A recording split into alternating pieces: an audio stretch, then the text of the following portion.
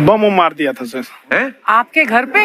हाँ, मेरे coaching institute पे 8-10 तो फेंक दिया सब। क्यों? एक्चुअली हम पढ़ाई जो क्लासेज है तो उसके हम बहुत कम फी लेते हैं। नॉमिनल अभी भी कोई लड़का क्लास करना चाहता है, पूरा सब्जेक्ट 200 में कर लेता है। फीस ही हो पूरे सिलेबस की 200 रुपए? हाँ,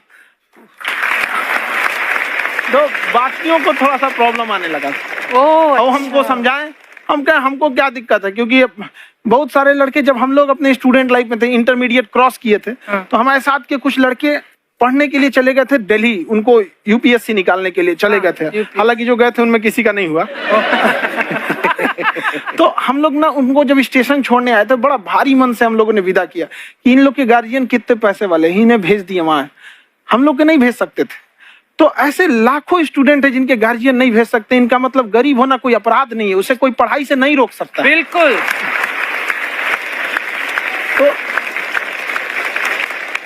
तो हमने ठान लिया था कि कभी अगर मौका मिलेगा तो उसको हम जरूर कम करेंगे। तो इस साल हमको मौका मिला, तो वो जो टफेस्ट एग्जाम है इंडिया का यूपीएससी, उसकी 2.5 लाख की फीस को हम 7,500 में कर दिए। और सेम, बहुत बढ़िया, वेरी गुड। और इंडिया के सबसे बेस्ट टीचर के साथ जो भी हैं वो अपने सब्जेक्ट में उससे बेस्ट इंडिया में कोई नहीं। और इतना के बावजूद ऐसे हम लोग को लगता होगा 7,500 बहुत कम है। एक लड़की ने कहा कि सर शाम वाले बैच को ना मॉर्निंग में कर दीजिए।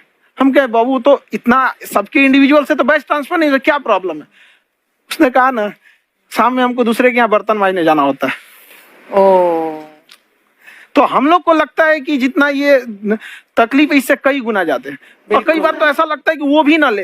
एक लड़का बेचारा नदी से बालू निकालता था और वो बालू को भरता था, फिर नाव बालू को किनारे लेके बेचती थी, और वो बालू भरता था, उससे मेरी फीस ले आया। हमारा हाथ कांप गया, हम कैसे फीस ले लेंगे यहाँ पर।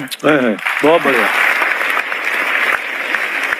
उसी दिन हमने ये प्रण लिया था कि भारत का कोई भी बच्चा उसके सफलता में पैसा उसकी बाधा नहीं बनेगी, चाहे उसको जितना भी पढ़ना रहे। आपका क्या बात। और अर्चना जी, मैं इनके बारे में एक बात, खान सर आपके बारे में मैं एक बात कहना चाहता हूँ। इनका जो स्टार्टअप है ये बूटस्ट्रैप्ड है। अच्छा। मैं साधारण भाषा में बता देता हूँ, ये सेल्फ फंडेड है।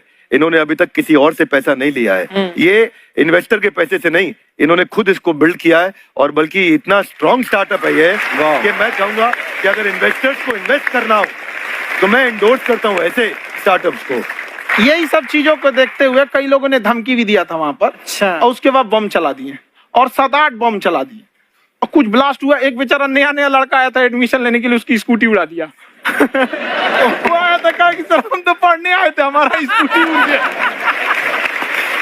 तो हमारी ऑफिस उड़ा दिए सब। एक तो पास में आके गिरा और नहीं फटा वो।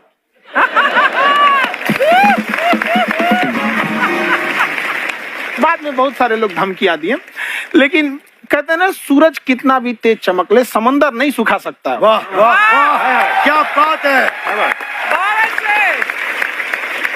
मैम एक्चुअली ये फीस कम करने का एक और रीजन है।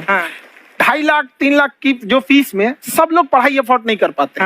इसलिए वो कुछ ही लोग एफोर्ड कर पाते हैं, तो उनका मेंटल लेवल तो बहुत ऊपर चला जाता है। लेकिन एक पूरे देश का मेंटल लेवल थोड़ा सा स्टेबल नहीं हो पाता। तो जब फीस कम रहेगी तो हर वो लड़का तैयारी करने के लिए आगे आएगा जिसका सपना है देश के लिए कुछ करने का। सीटें लिमिटेड हैं, उन्हें को मिलेगी, लेकिन जिन्हें नहीं मिलेगी उसे मिलेगा देश का एक जिम्मेदार नागरिक। तो इस देश को बदलना। क्या बात। हम लोग विश्व गुरु कहे जाते थे, क्यों? क्योंकि दुनिया से लोग हमारे यहाँ पढ़ने आए थे। चाइना से ह्वेनसांग आया, फायान आया, आज कोई नहीं आता है। हम लोग का उद्देश्य एक समय आएगा जो फिर आएंगे यहाँ पढ़ने के लिए। क्या बात है। पर आप देखो अर्चना जी, सबसे ज्यादा IPS IAS बिहार से निकलते हैं। आप देखो पढ़ाई लिखाई में पॉलिटिशियन बहुत बड़े बड़े निकले हैं। अब तो ऐसा नहीं है। नहीं है, खेती करेगा तो कोई खास वो नहीं रहे, ऑप्शन भी नहीं है। सही बात है। बिहार की मिट्टी में एक चीज है, जिद तो बहुत जबरदस्त है। कुछ भी नहीं रहेगा तो सब कुछ पाने का उसको जिद रहेगा, करके भी दिखा देगा। कर देंगे हम आपको। कहाँ सर, हमने सुना है आप 5 स्टार में रुके थे कल और नीचे जाके वड़ा पाव खाने गए आप रेडी पे।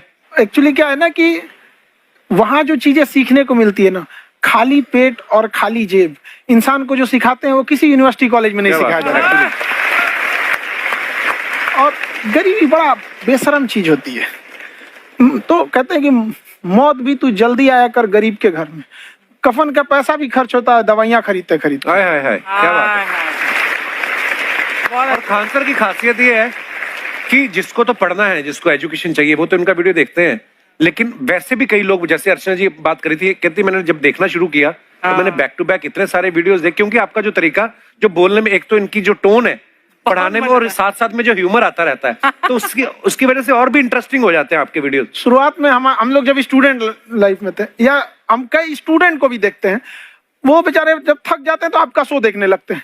तो शुरू में हमको लगता था जब कि अरे ये हमारी पढ़ाई उसके लिए है, लेकिन पढ़ाई में थक जाता है, शो देख के नहीं थक जाता। तो हमने सोचा दोनों को मिक्स कर देते हैं। तो हमने उसको, और आज आपको पता नहीं, हमने भी यही किया है। मिक्स करने। हमारे एजुकेशन सिस्टम में दो कमी है, एक एजुकेशन की, दूसरा सिस्टम की।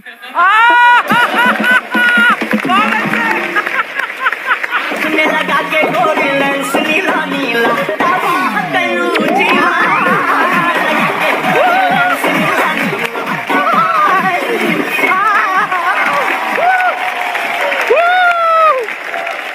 हाय, वाह, नमस्ते गुरुजी, नमस्ते विवेक जी, नमस्ते खान सर। अच्छा लग रहा है, वाह, आप लोगों से मिलकर ना अब हम मर सकते हैं।